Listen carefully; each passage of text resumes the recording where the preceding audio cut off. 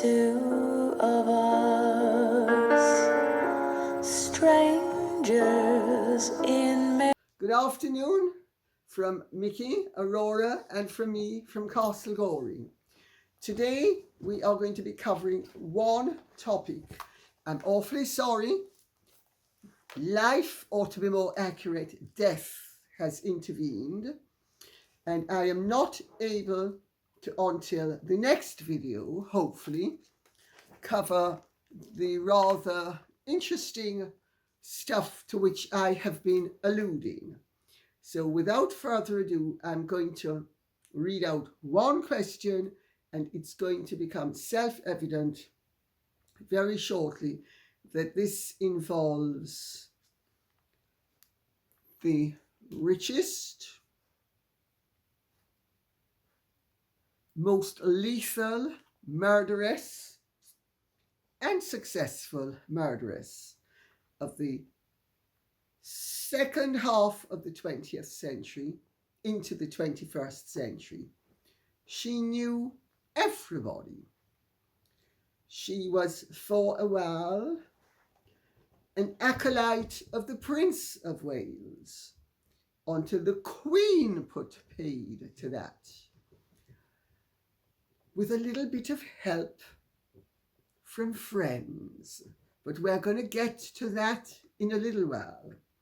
So the question is, Anya Amasova says, "Dear Lady C, hours after listening to you yesterday, Saturday, July 9th, I read the sad news that Lily Safra had passed away at the age of 87 and is to be buried in the family plot in Geneva.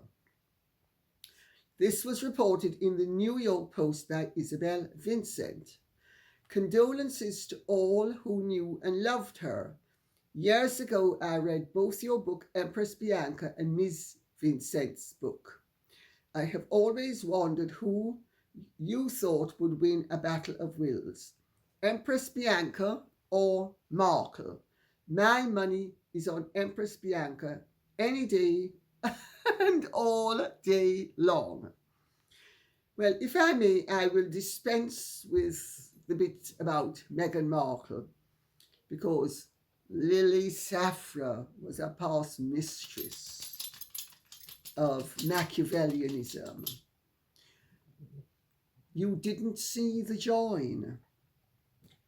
She was wholly convincing until it was too late, by which time, if you were an inconvenient husband, you were dead.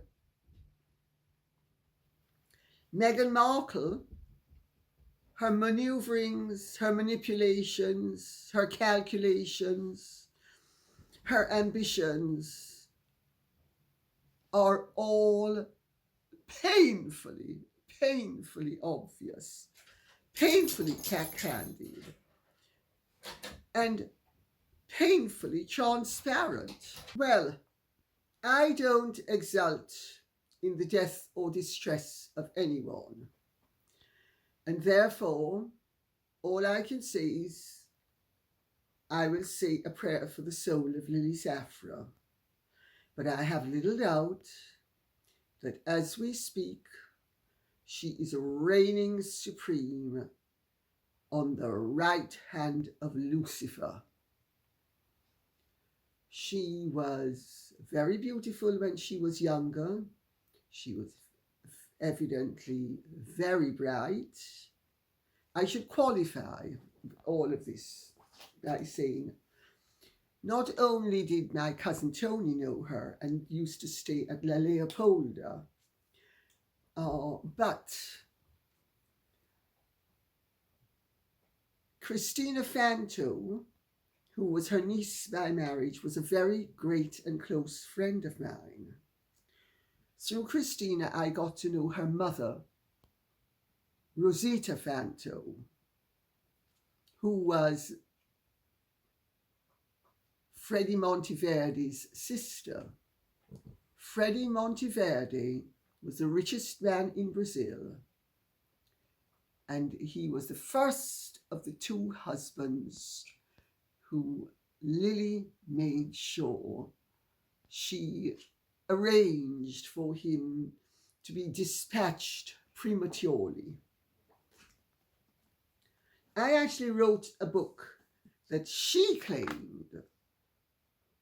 This is the book, Empress Bianca. This book, this original version, is a collector's item. One copy went for $15,000. There are very few copies of it because it was crushed, pulped, I think is the expression actually, when Lily Safra threw her weight around. And this is the revised version, which is actually virtually identical, which shows that might doesn't always prevail over right. And for all Lily Safra's money, she couldn't cow me. But we'll get to that in a moment. First of all, my dear, there's no family plot in Geneva. Lily Safra refused to have her husband Edmond buried in the family plot in the Middle East. The Safras are originally from Aleppo, Syria. Edmond was born in Beirut in 1932. Lily was born in Porto Alegre in Brazil in 1934 or 33, depending on which source you care to believe. She was born on the 30th of December. Edmond Safra was from a very eminent family of Middle Eastern Jews. They had been bankers and money men during the Ottoman Empire. There were three brothers, Joseph, Moshe, and Edmond. Edmond was the quietest one. Edmond is the one who fell desperately in love with the seductress Lily. And Edmond is the one who was the second of the husbands that she made sure saw his maker a little bit before nature or God had intended.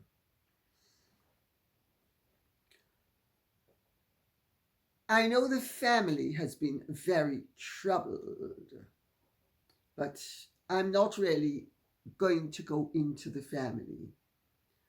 I'm going to tell you about Lily Safra, because she was a fascinating woman.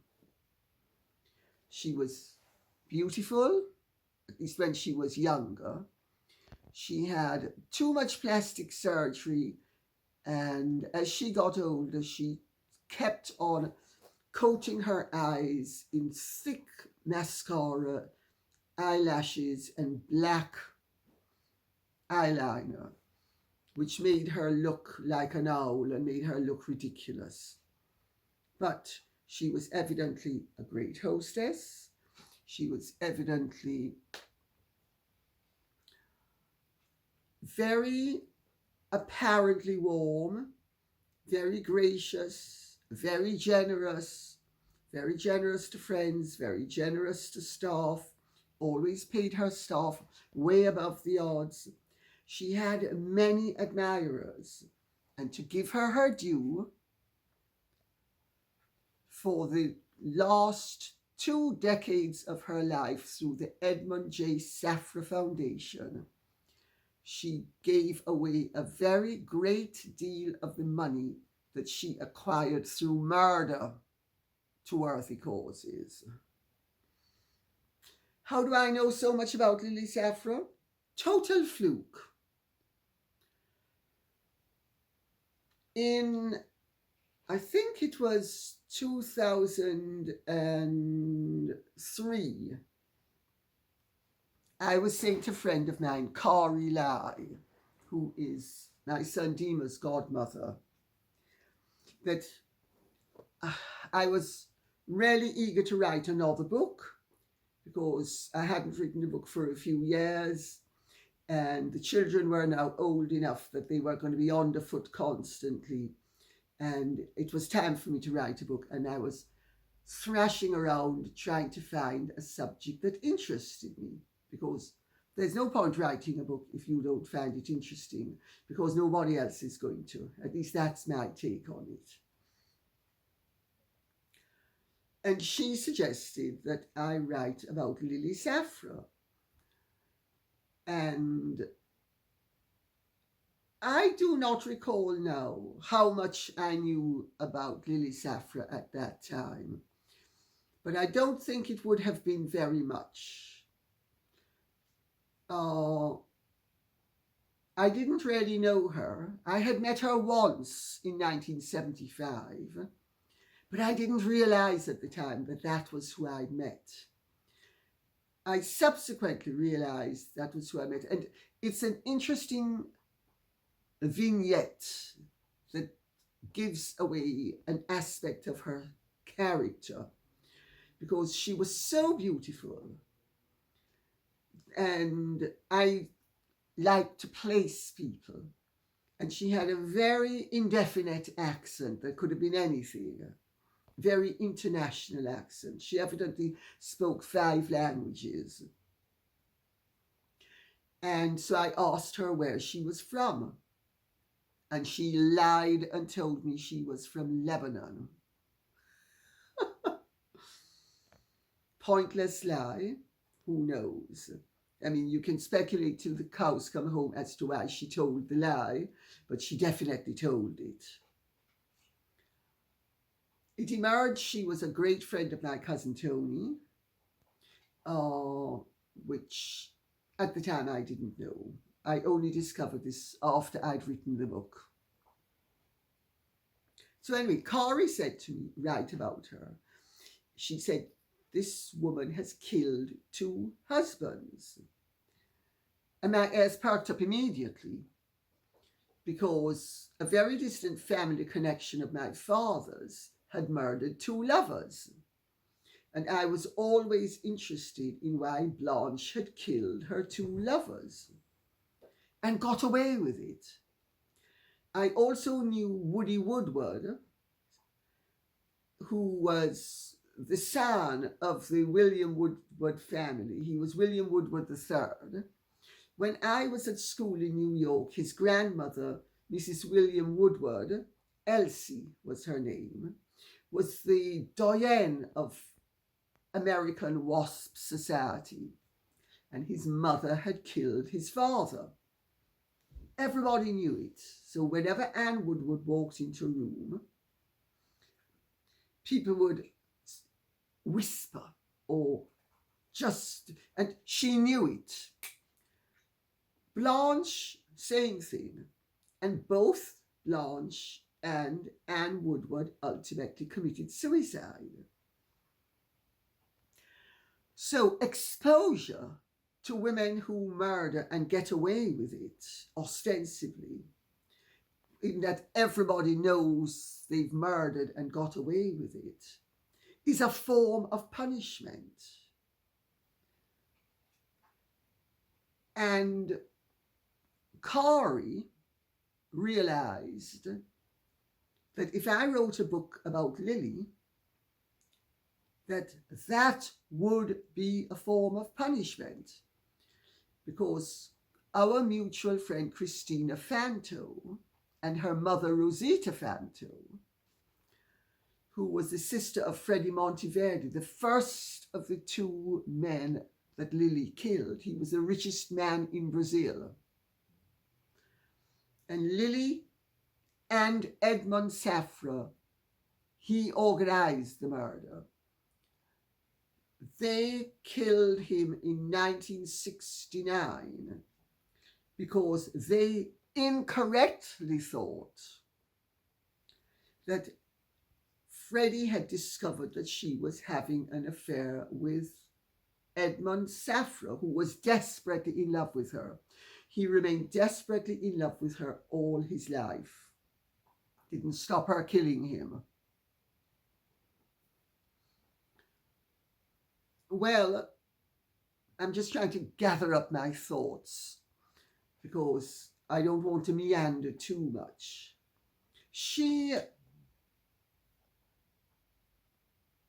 I'll start at the beginning. Lily Watkins was born in 1934 of European Jewish stroke British parents. Her father, Wolf White Watkins, was partly Scottish or Welsh, depending on who you listen to, partly Czech. Her mother was Anita Nordelbaum Castro. She was the daughter of a Russian Jewish immigrant and a Uruguayan woman. Her father was a railroad engineer who lived in Mesquita, a small city near to Rio de Janeiro, and he became successful enough that one of the streets was named Rua Mr. Watkins. Well, she was a very good-looking girl. At the age of 17, she met a rather rich Argentinian of Italian Jewish extraction called Mario Cohen. She married him. They moved to Uruguay. They had 3 children, one of whom died tragically in a car crash. And Lily managed to get her hands on the grandchild, which caused the mother no end of grief. Lily was utterly ruthless.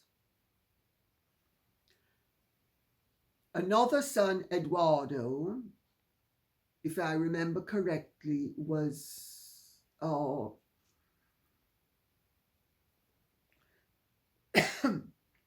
I think you would say a non-performer.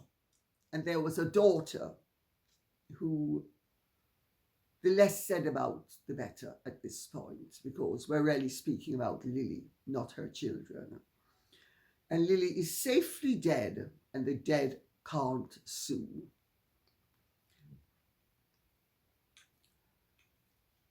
She, in her late 20s, the marriage broke up.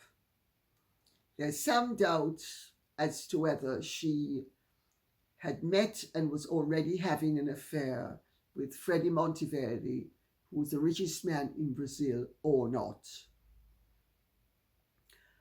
But the marriage definitely broke up, and she married Freddy Monteverde, who had already been married and with his first wife had adopted a son called Carlos.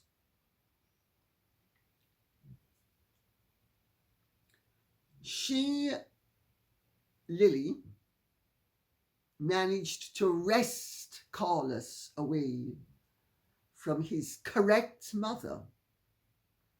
But there was a reason for it, because she married his father in 1965,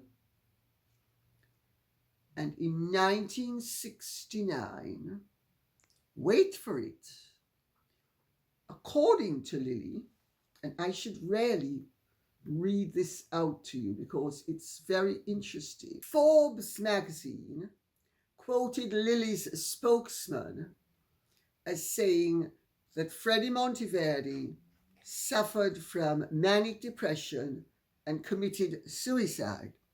That is untrue.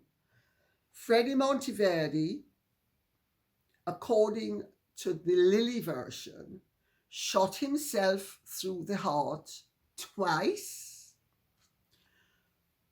Once he was safely dead, he jumped up off the bed washed away all of the gunpowder residue, and went back onto the bed. How does that work?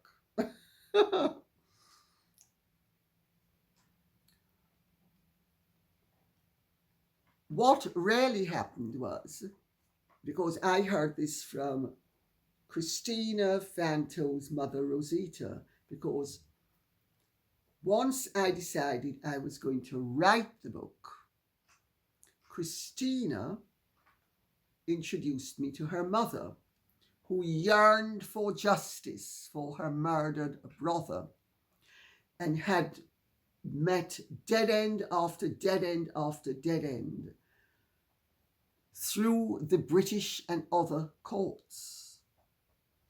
Because Edmond Safra was Freddy Monteverde's banker, and Rosita had had a conversation with her brother 3 days before he died. He phoned her in Switzerland, where she was living.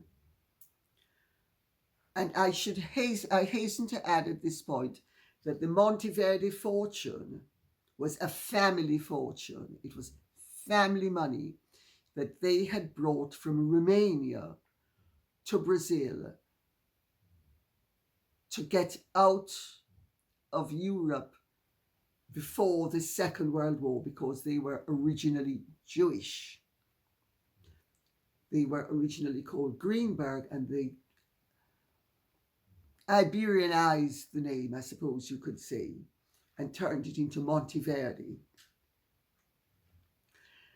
And according to Rosita, Freddy phoned her up and said, "I'm going to divorce Lily." Up to that point, he had thought Lily was the most wonderful woman because she would cook for him. She was like a geisha. She was always covering him with love and attention. We've seen other people like that around. In fact, we've seen loads of evidence of other people, other women like that, who just cover their men with attention, you know, clinging to their hands, stroking their backs, just showing the man he's the center of your universe. You just worship him. He's so wonderful, and blah, blah, blah. And she used to cook for him, which, believe me, in South America, Central America, Mexico, North America, or the West Indies, is women of a certain category don't cook. But Lily was an expert cook. And he couldn't believe that he'd fallen in love with and married this paragon of virtue, this woman who constantly catered to him and paid attention to him and loved him and was just the most wonderful woman on earth. He thought, as indeed did Edmond Safra, that she was the embodiment of goodness. And goodness is evidently the word they both used to describe Lily. And he was totally duped until, quite by accident, his chauffeur was driving by some restaurant and noticed Lily's car. And they realized that Lily was picking the food up from the restaurant, and later on that evening she passed it off as her own cooking. And he realized that he had married a total fraud and a total phony. Very sophisticated, very wily, very adept, very intelligent, evidently utterly charming, very entertaining, blah, blah, blah. Really generous to everybody, blah, blah, blah, blah, blah. The perfect woman, except she was the perfect fraud, and he had seen the light. And he phoned up Rosita and told her that he had just made an appointment with his lawyer for, I think this was the Friday, and he'd made the appointment for the Monday. And he was going to go in and he was going to institute divorce proceedings against Lily. Lily evidently overheard enough of the conversation, but she can't have overheard the whole of it, because remember, in those days there were extension phones dotted all over houses, and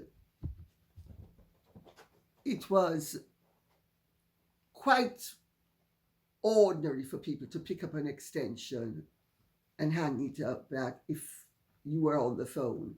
And he didn't notice anything untoward. But it emerged later on that Lily overheard him telling Rosita that he was going to divorce her. And she immediately got in touch with her lover, Edmond Safra, thinking that Freddy had discovered about their affair, which he hadn't. He went to his grave without knowing about the affair.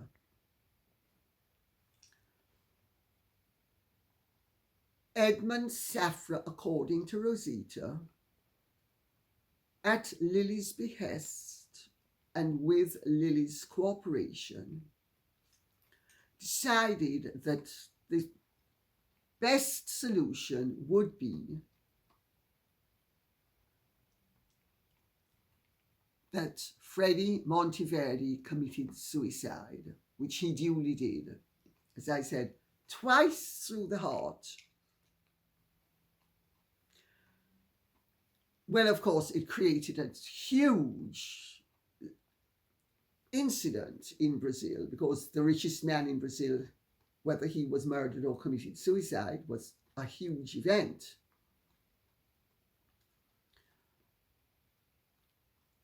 Rosita flew out to Brazil,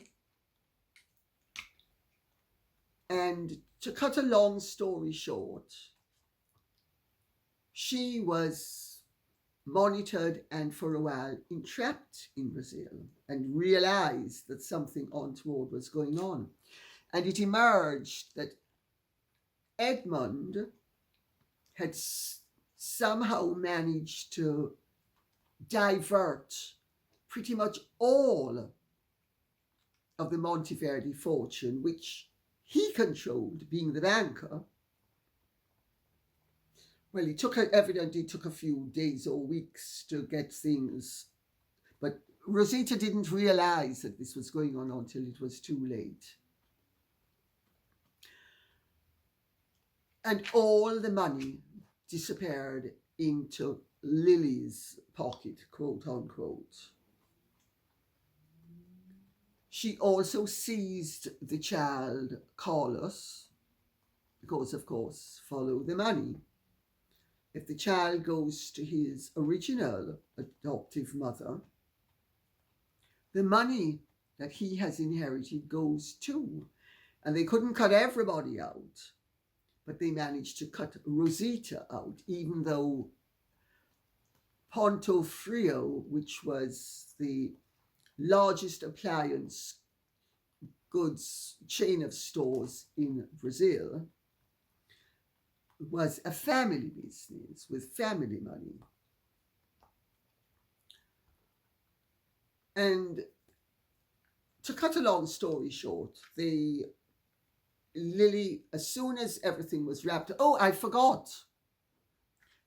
They paid the relevant authority in Brazil $30 million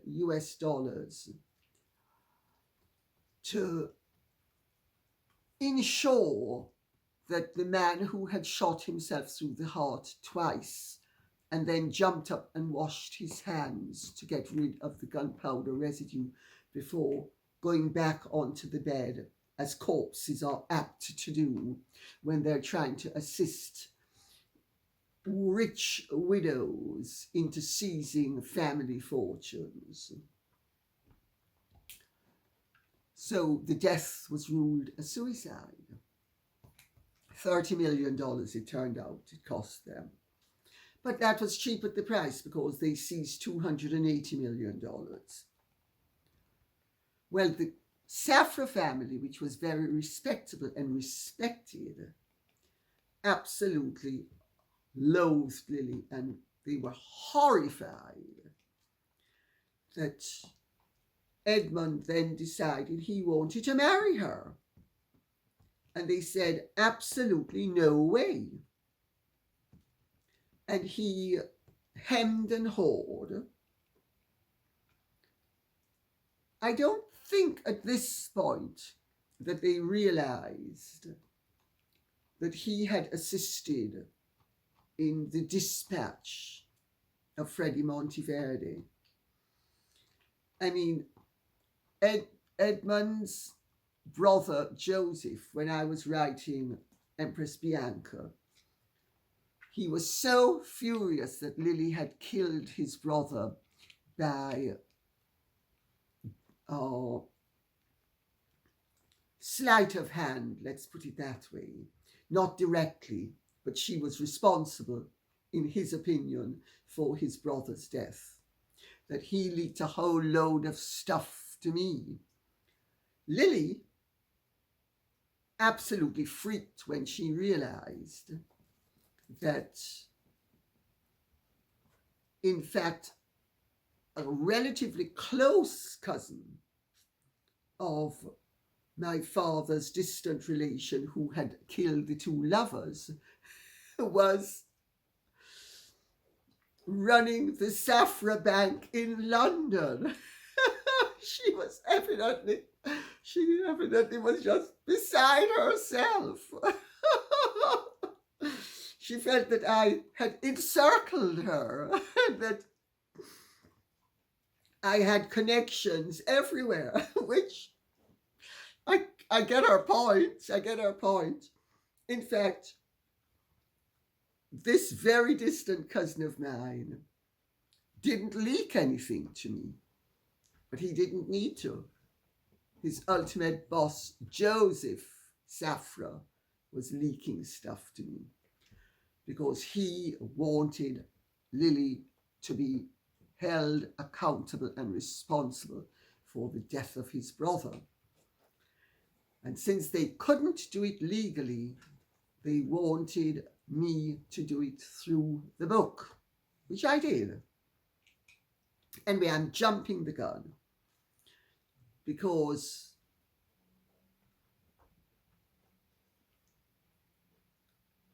after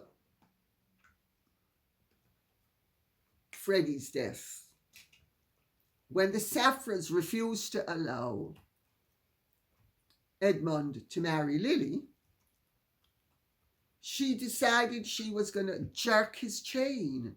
So she agreed with Sam Benderhorn, who was a rather attractive man about town, that if he would marry her, she would pay him $250,000. 2 weeks after the marriage, by which time, of course, poor Edmond, who genuinely loves Lily, is climbing the walls, they separate and they got divorced the following year. And Lily, being a woman of honor, then refused to pay him. So he sued her. I mean, you couldn't make any of this up. I can tell you, maybe now you understand why I'm sort of used to reading between the lines with bizarre people and bizarre circumstances. Finally, Edmond did marry her. He married her in 1975. The family disapproved violently, but they had no option. He owned I think it was called the Republic National Bank of New York, which was basically Monteverde money, while his two brothers owned the Safra Bank, which became much more valuable than his bank, although Edmond's bank was sold in 1999 to HSBC for $10.3 billion, a few days before his death. But I don't want to jump the gun too much, because in 1975, Edmond and Lily got married. They had a very happy marriage. She was a wonderful hostess. She was the end in sophistication. She was very glamorous. And as Graydon Carter rather unkindly, shall we say, but so truthfully, observed in, I think it was W, when he was editor of W, I think it was, Women's Wear Daily. It might have been in Vanity Fair, but in 5 years, the Safras had managed to infiltrate themselves into every single aspect of New York society. They threw money at everything. He didn't like publicity, but she loved publicity. This would ultimately help to be his undoing, because by the 1990s, Edmond Safra had Parkinson's, and his Parkinson's developed very rapidly and was very debilitating. And she got fed up, evidently, with dancing attendance upon this man who was preventing her from the next stage of her life, which was being a very rich widow who would then find herself a duke or a prince. All her money, and she had ambitions to be the premier socialite in the world. That was her ambition, stated ambition. Hence the title of the book, Empress Bianca, because the main character in the book is called Bianca, my food, named after Blanche, who was the family connection that killed the two lovers.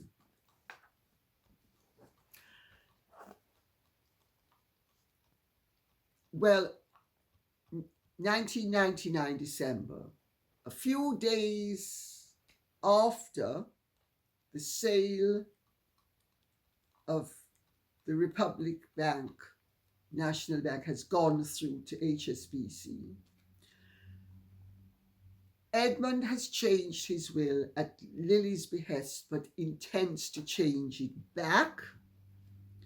So Lily now has a window of opportunity for only a week or two. What does she do? She stands down all the security guards, notwithstanding the fact that Edmond is really worried that some of the Russians he's dealt with, and he has made it clear that he is going to cooperate with the American authorities in providing information about some of the irregularities that some of his clients had resorted to. So he was justifiably worried. What does Lily do? Despite this absolutely obvious danger, she stands down the security guards, I can't remember how many there were. I think it was something like 28 former Mossad agents on a rota basis. At all times, the place was completely ironclad protected. There was also a strong room in the flat in Monaco, where in the event of an attack, they could withdraw to and they would be totally safe till the attack was at an end. Lily, just a few days either way, what happens coincidentally? I mean, it's wonderful how people like Lily Safra manage to have such good luck that all the security guards are at La Leopolda with her or billeted elsewhere. No security there. They have employed Ted Maher at $600 a day. He is a former Green Beret and he is a nurse. And he is on $600 a day, which is a fantastic amount of money to be on for a nurse. But Lily and Edmond always paid everybody way above the odds. That was a way of making sure people did what they want. Now, I know Ted Maher. I went to his second trial in Monaco. I went with Dominick Dunne and Mike Griffith, who were friends of mine. Mike is still a friend of mine. Mike came to my 70th birthday party. Mike has stayed here. I used to see Dominic in New York until he sadly died. I used to see him here. It's all written about by him in Vanity Fair. And indeed, in his last book, Too Much Money, he mentions me and my book by name. But I'm jumping the gun. Ted Maher ends up in Monaco. There are all sorts of odd things going on, and I'm not going into the ins and outs of any of this here. It's too complex and complicated, and I don't have enough time. Suffice it to say that I think Lily saw somebody she could work her way around and make into the fall guy, which she did.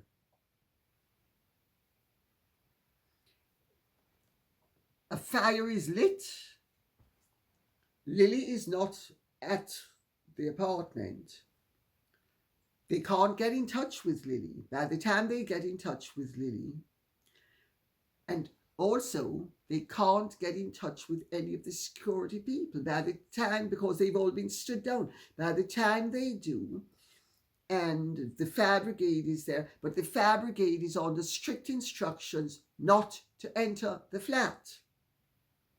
For over an hour, the fire brigade stands outside while the fire takes a hold in the flat. Lily finally arrives.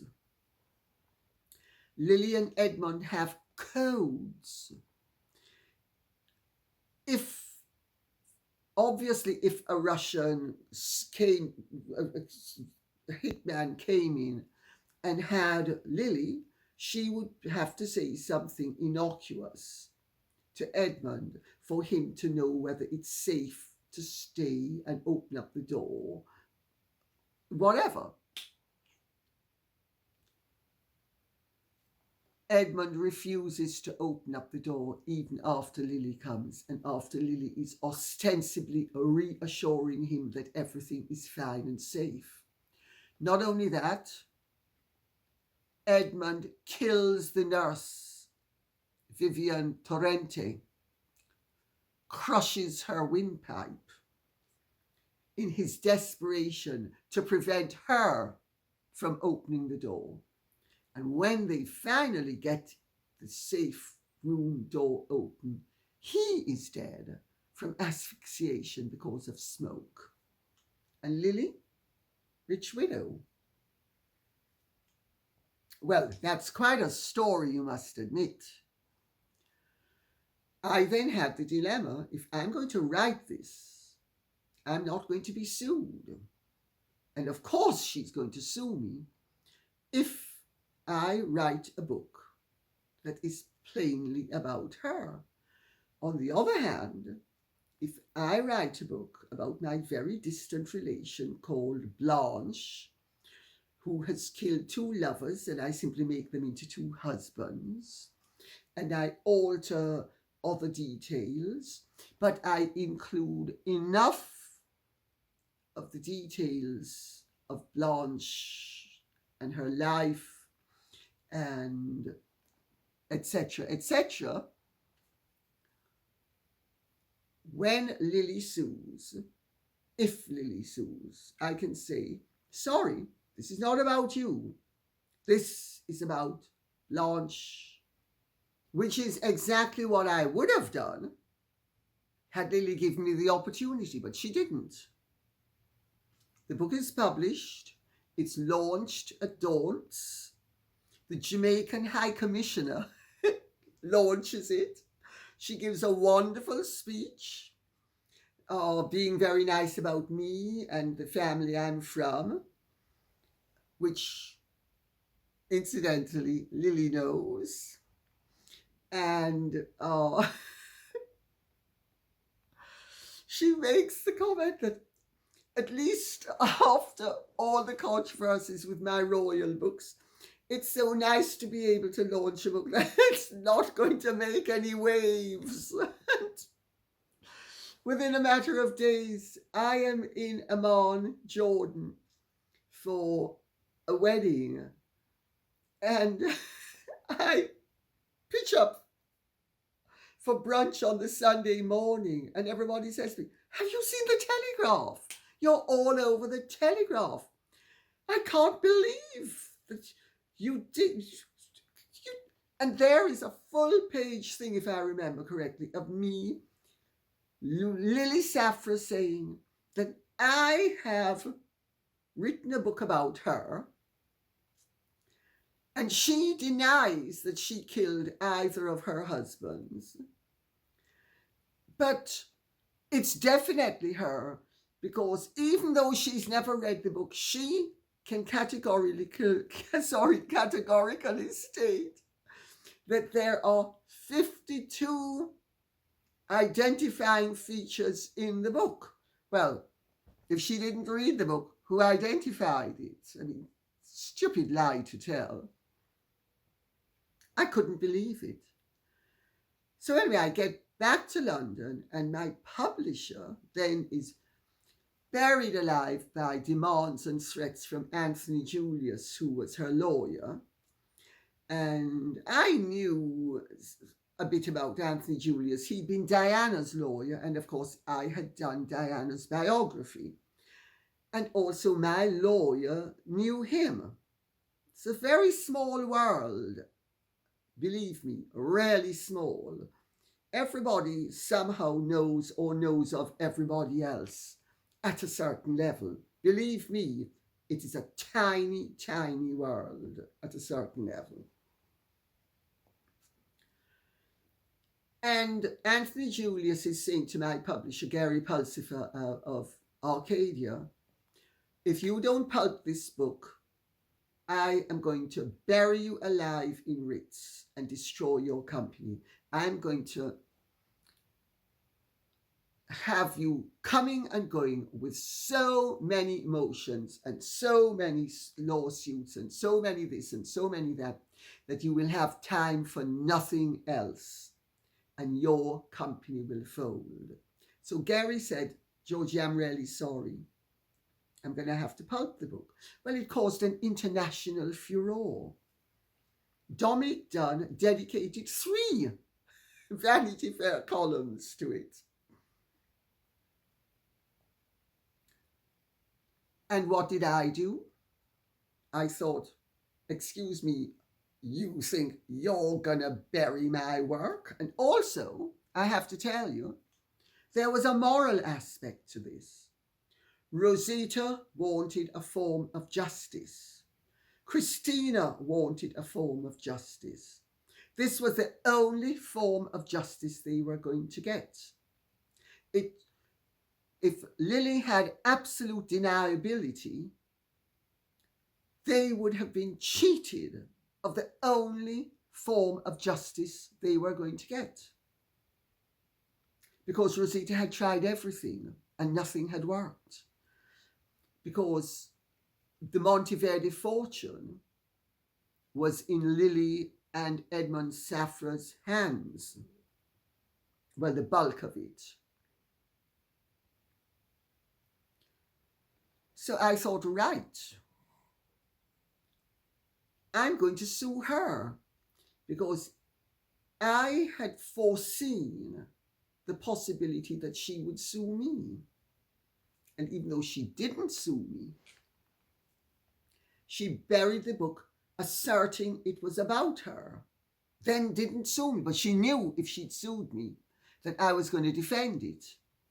And she couldn't dare get into a court, because she knew if she sued me and I didn't back down, if she didn't back down, which would have been a gross humiliation for her, she would have had to testify in court. And I was itching to get that murderess into court, because by then I had so much information on her.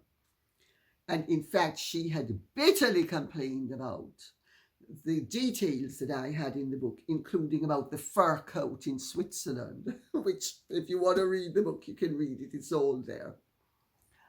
I sued her. That she didn't expect. I sued her.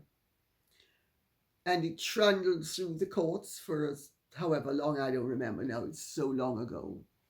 18 months, 2 years, whatever. And 3 years, I don't really remember. And then there was a hearing at court, and basically there was an accommodation done, which was that each side would walk away and that I would alter not the contents of the book in terms of the facts of the book and in terms of the story, but the trivial details. So instead of, for instance, somebody being born in Brazil, they became born in Mexico. Instead of somebody walking into Saint Laurent, they walked into Givenchy. And then I was able to reissue the book, and this is what we reissued in 2011.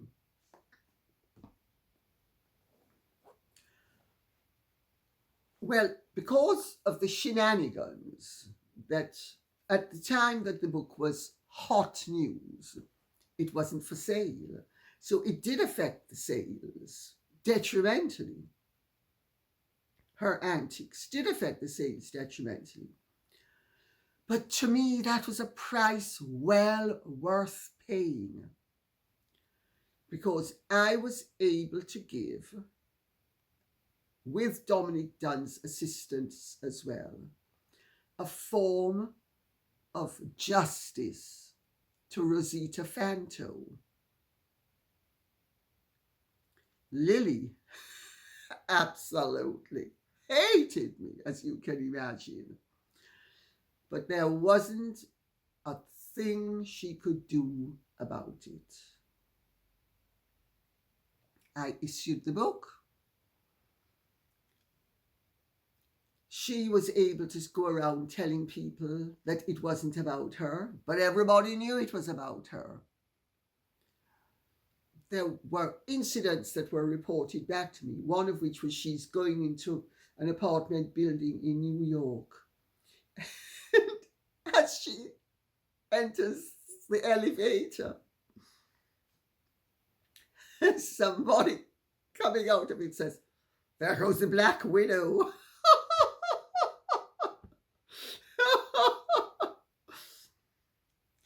More important was what happened with the Prince of Wales and the British royal family.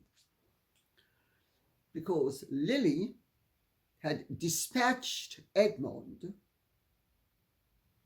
so that she could become a princess or a duchess, and that she would be able to buy her way into everybody's circle.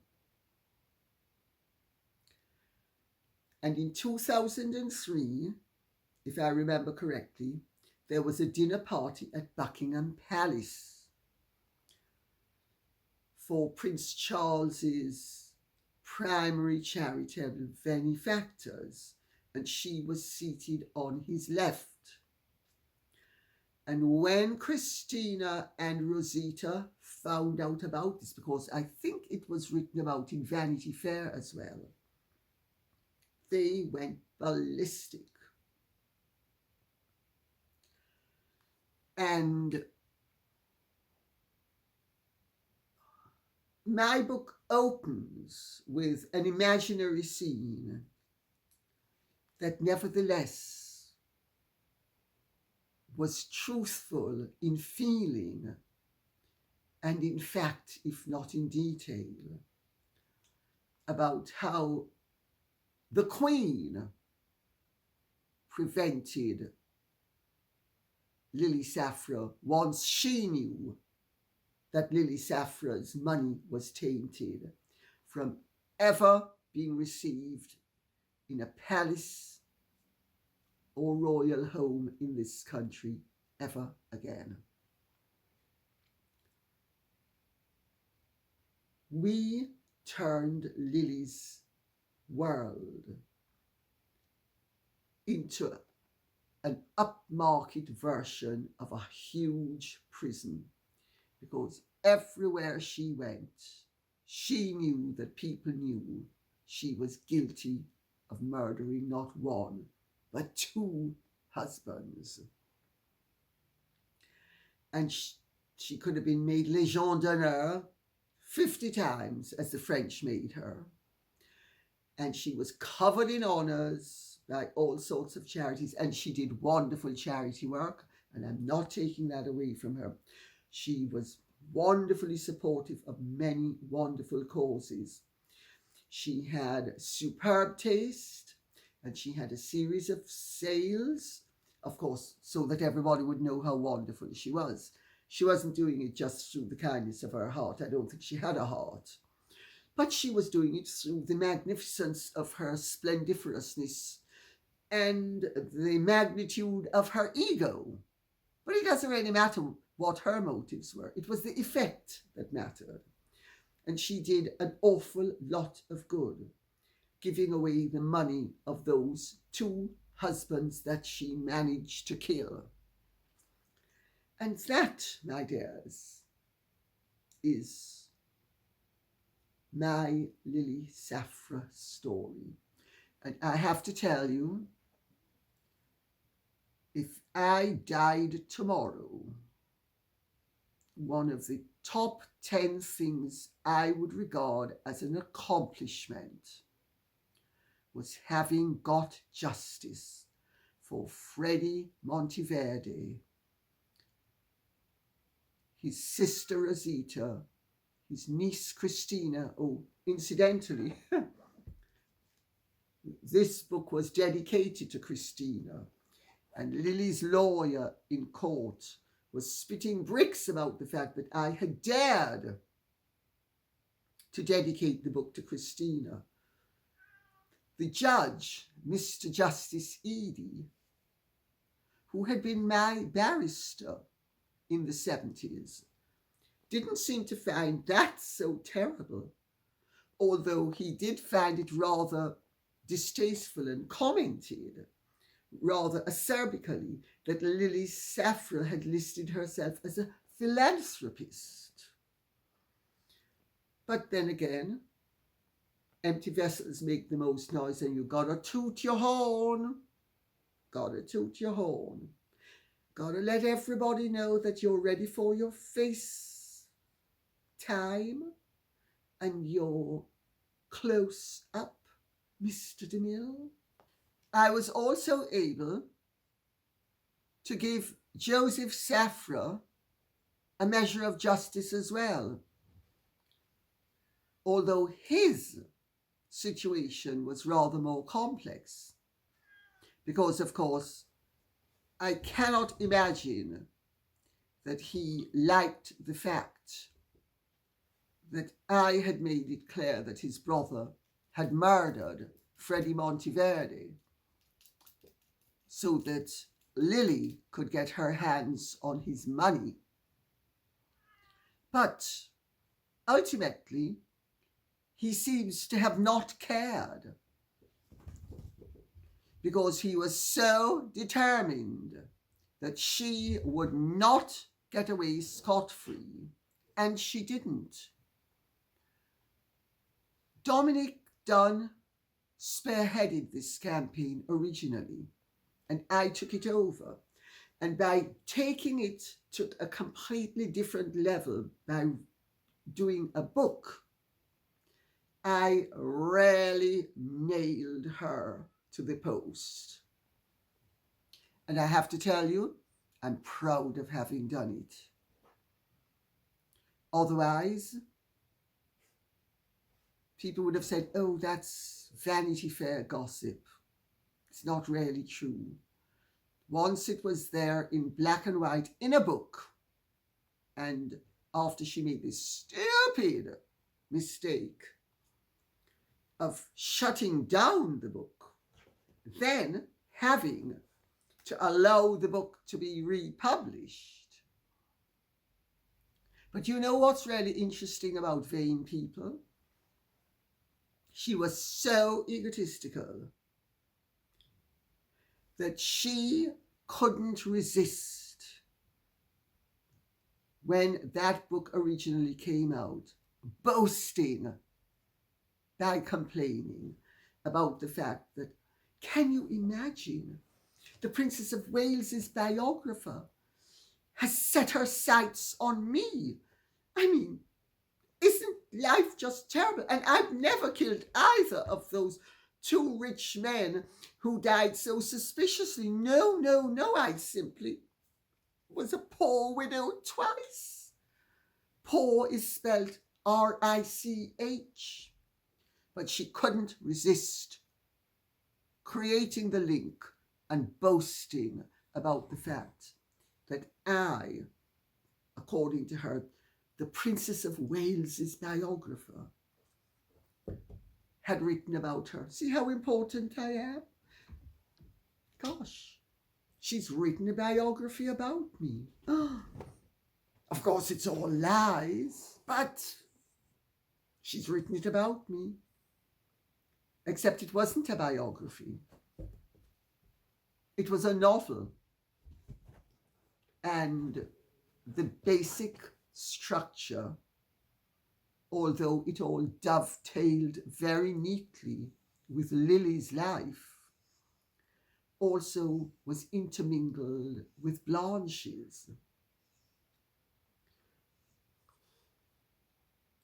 Lily may have had foresight, but in this instance, she came across somebody who was equally gifted with foresight, because the way I wrote that book assured that book of remaining in print ad infinitum. And on that note, I will say, if anybody wishes to know anything more about this, they're welcome to ask. Next time I will be speaking about the postponed thing, but I thought this was timely because Lily was buried yesterday in the family plot the family plot that she created by buying space in a graveyard for Edmond and refusing to allow him to be buried in the Safra family plot. Of course, she also knew that the Safras would never have allowed her to be buried in it. Until her dying day, she maintained the fiction that she was a grieving widow who loved her husband, the very husband she ensured would die. Charming, no? And on that note, I'll say thank you very much for listening. I hope you have enjoyed this. Please like, share, subscribe, press the notification bell, and remember, please keep the questions and comments coming in. And my final thanks will be to Rosita Fanto, Christina Fanto, and Joseph Safra. You got a form of justice. God bless and goodbye.